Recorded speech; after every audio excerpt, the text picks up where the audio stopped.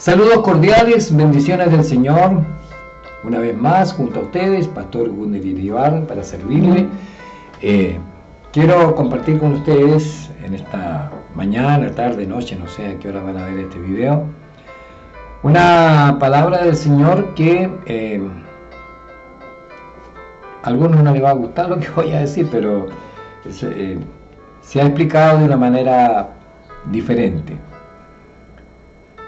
Usted en casa puede leer el capítulo completo, Mateo capítulo 14, Evangelio de Mateo capítulo 14. Vamos a leer, por efectos de tiempo, solamente del versículo 25 en adelante.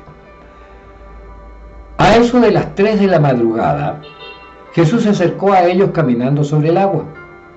Cuando los discípulos lo vieron caminar sobre el agua, quedaron aterrados. Llenos de miedo, clamaron: «¡Es un fantasma!». Pero Jesús les habló de inmediato. «No tengan miedo», dijo.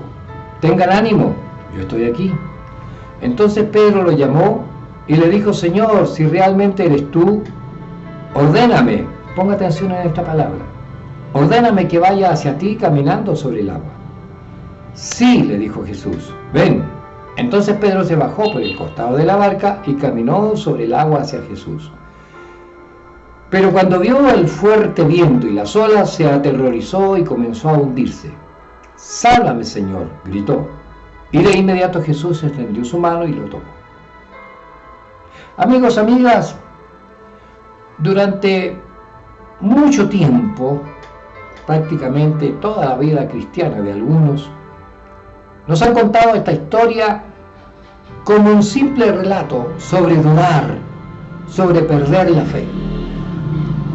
Nos pintan a Pedro como el discípulo acelerado, impulsivo, quizás hasta presumido,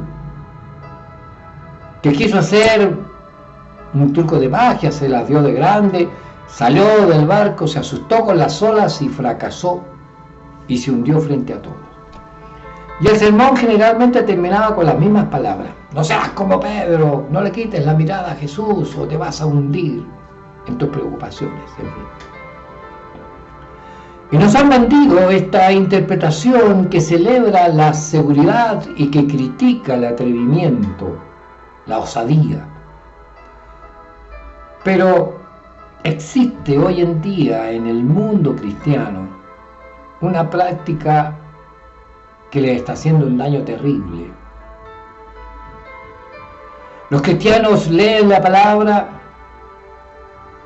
memorizan la Biblia, incluso la pueden recitar, se hacen competencia de dónde está tal o cual versículo, o qué significa tal o cual capítulo, cual número, pero no la entienden, no la comprenden, porque no la escudriñan, no van a las bases. Y hoy en día, con un merchandising, con un mercado donde todo es comercial, han salido muchas traducciones muy livianas que van diluyendo el mensaje del Evangelio. Cuando volvemos al texto original, a la mente de los pescadores hebreos o al sistema de discipulado del primer siglo, descubrimos lo que hizo Pedro no fue un acto de presunción. Fue la declaración de lealtad más brutal y más perfecta que un discípulo puede hacer. El apóstol Pablo entendía este concepto. Por eso él decía que había sido educado a los pies de Gamaliel. Y él decía al pueblo que lo escuchaba: «Imítenme a mí como yo imito a Cristo». La palabra hebrea clave que cambia toda la escena es halaj, H-A-L-A-J, halaj. Esta palabra hebrea significa literalmente caminar, pero en el judaísmo antiguo se origina un concepto fundamental que se llamó halajá, halaj, y se le agregó una A con acento. La halajá no es una teoría teológica, es literalmente la forma de caminar. es la aplicación práctica de la ley. En el primer siglo, el objetivo supremo de un discípulo, de un talmid, no era simplemente memorizar lo que su rabino decía. El objetivo era imitar exactamente su halajá.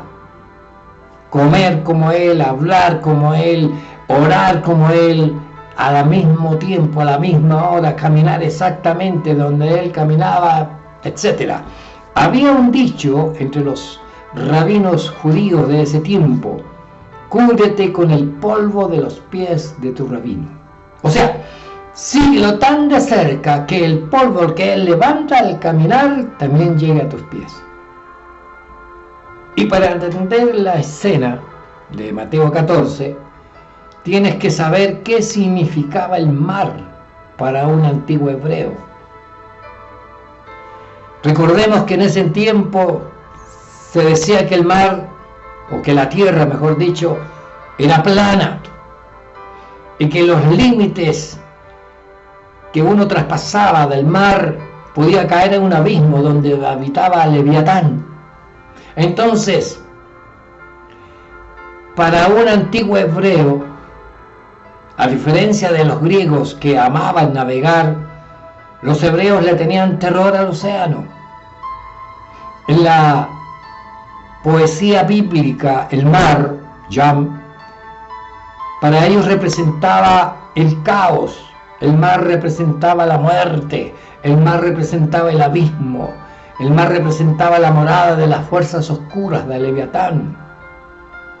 Cuando los discípulos ven a Yeshua, a Jesús, caminando sobre el agua en medio de la tormenta, no estaban viendo un truco de antigravedad. Estaban viendo a su rabino pisoteando literalmente el caos y la muerte. Los discípulos gritan de terror pensando que es un fantasma, pero Jesús les dice: tengan ánimo, soy yo, no teman.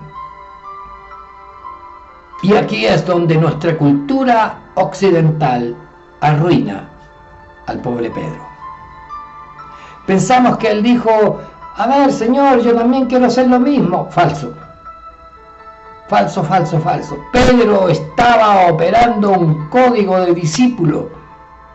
En su mente de discípulo, de talmid, la regla era clara: si mi rabino está allá afuera pisoteando el caos, mi lugar no es estar seguro y seco dentro de este barco.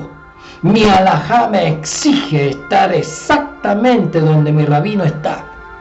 Y por eso Pedro le dice: Señor, si eres tú, manda, ordéname que yo vaya a ti sobre las aguas. Pedro no le está pidiendo superpoderes, le pide permiso para imitar. Y Jesús, sonriendo ante el único discípulo que había entendido el diseño, le dice una sola palabra: ven. Pero el problema no era Pedro, el problema eran los cobardes que estaban en la barca. ¿Saben? Nos pasamos la vida criticando a Pedro porque se hundió al ver las grandes olas, al ver el viento. Y lo usamos y lo exponemos delante de los demás como el ejemplo del fracaso. Pero la religión ignora intencionalmente a los otros 11 discípulos. Porque mientras Pedro experimentaba lo que era pisotear el caos junto a su rabino, ¿dónde estaban los otros 11? Estaban abrazados a la madera, paralizados de miedo, secos. Estaban muy seguros dentro de esa barca religiosa, negándose a imitar a su maestro. Pedro se hundió, sí, se hundió. ¿Y tuvo miedo? Sí, tuvo miedo. Pero fue el único que tuvo a Dios lo suficientemente cerca como para extender tu mano y tomarlo. Los otros 11 solo vieron el milagro de lejos, escondidos en la barca. Y hoy tenemos congregaciones llenas de estos 11 miedosos, cómodamente sentados, no viendo el caos que existe afuera. creyentes que prefieren la seguridad de las cuatro paredes de su templo, de su barca, ven el caos del mundo allá afuera. Muchachos caídos en las drogas, adicciones, las familias rotas, miseria, matrimonios que se deshacen. Saben que Jesús está caminando allá afuera, que está pisoteando ese caos, pero se niegan a salir. Prefieren quedarse sentados cómodamente en sus butacas, criticando a los pocos que salen a predicar, que se atreven a bajarse del barco, señalándolos cuando se equivocan, cuando se unen. Véanlo, ahí el equivocado. Pero saben, existe una nueva oportunidad. El sistema religioso te entrenó para ser un buen pasajero del barco. Pase, siéntese, bien alfombrado, buenas butacas, buena música, luces. Siéntate, no hagas ruido, no te mojes, espera que pase la tormenta. Pero el rabino está llamando a caminar sobre el caos. Así que si eres un verdadero cristiano, si eres un verdadero discípulo, deja de buscar la comodidad. La verdadera alajá, el verdadero caminar con Dios, no se vive en la seguridad de un culto cómodamente sentado de día domingo.